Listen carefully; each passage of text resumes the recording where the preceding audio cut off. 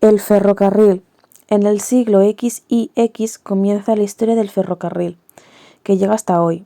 En noviembre de 2023 se abre AVE. El primer ferrocarril español se construyó en 1837 en Cuba. En la península ibérica, la primera línea fue de Barcelona a Mataro, 29,1 kilómetros. A partir de ahí se expande la extensión de numerosas vías de ancho ibérico, característico en España y Portugal.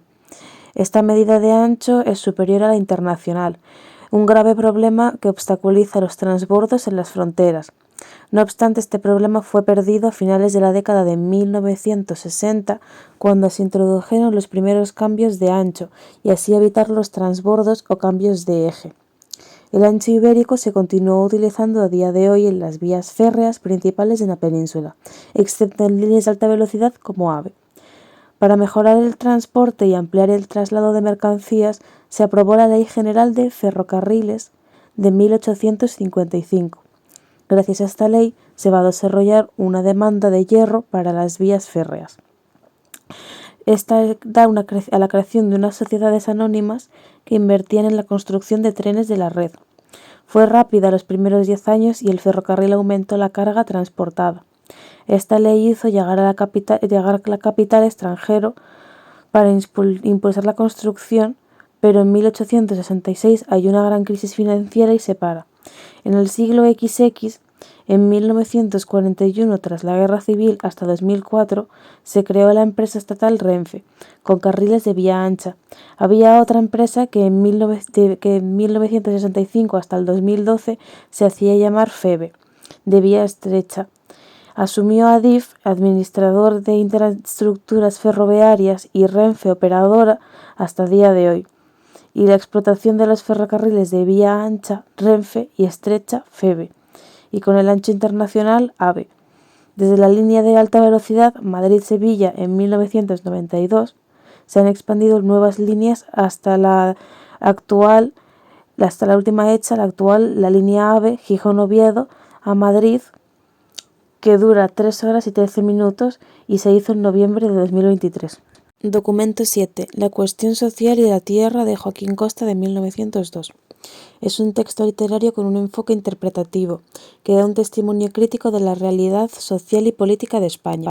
En el cambio del siglo X y X al XX, Joaquín Costa, de 1846 a 1911, profesor de la Institución Libre de Enseñanza, figura más importante del pensamiento regeneracionista, critica contra el régimen de la Restauración y desarrolla entre finales del siglo X y X y comienzos del siglo XX movimientos regeneracionistas con Lucas Mayada, Ricardo Macías Picavera, que ofrecían soluciones de tipo económico, cultural o político para salvar los males de España.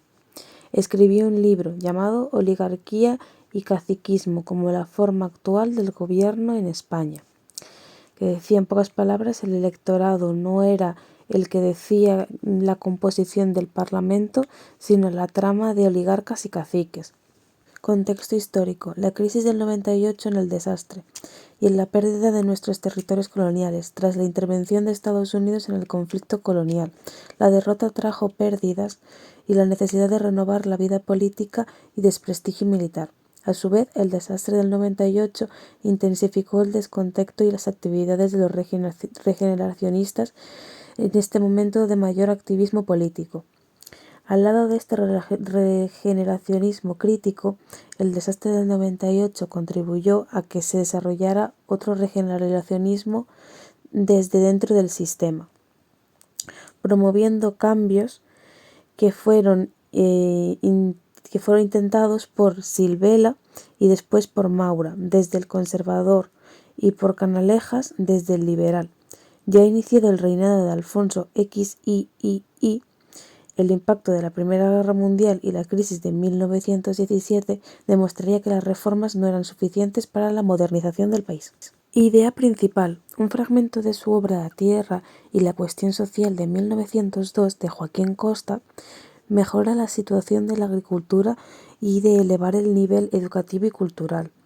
Su lema, escuela y despensa, para conseguir la revitalización de España y denunciar los defectos de España, el analfabetismo, el atraso económico, el caciquismo y el fraude electoral.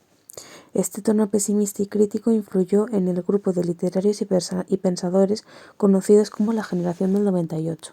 Ideas secundarias. Los planteamientos regeneracionistas: si no se mejora la cultura, la escuela y la economía productiva, la persona no es libre. Lo es sobre el papel, pero no en la realidad. Pero solo dejándola escrita en la Gaceta.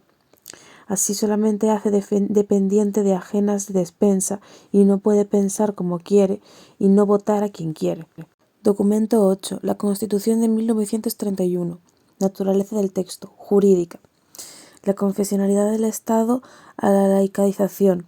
Articulado difícil de aceptar por la Iglesia Católica. Contexto histórico. Al caer la dictadura del monarca, nombra jefe de gobierno general a Berger. Puso en vigor la Constitución de 1876. España cambió en lo social, en lo económico y lo cultural, y el dilema de la monarquía o república dominaba las conversaciones. Reanudar el sistema político a través de una convocatoria de elecciones a Cortes. La oposición republicana llegó a plantear un movimiento insurreccional a través de una huelga general planteada el 15 de diciembre de 1930. El tema de la convocatoria electoral, gobierno de Berenguer, siendo sustituido por otro dirigido por el almirante Aznar. Gobierno decidido a celebrar elecciones municipales el 12 de abril. Fueron elegidos en el conjunto nacional concejales monárquicos, pero en las grandes ciudades ganaban los republicanos. Se proclamaba la República el 14 de abril. El gobierno provisional, constituido por partidos republicanos, Azaña, Macerilo, Domingo, Lerroux, Miguel Maura, etc., y por socialistas, Largo Caballero, Indalecio Prieto, Fernando de los Ríos, etc., presidido por Niceto Alcalá Zamora. Convocó elecciones a las Cortes Constituyentes, celebradas el 28 de junio de 1931, que fueron favorables a los partidos representados en el gobierno provisional. En la Cámara había mayor representación de la izquierda que de la derecha, que influyó en la Constitución aprobada el 9 de diciembre de 1931. Nació sin el aconsejable consenso. La idea principal: España se constituía de una república democrática.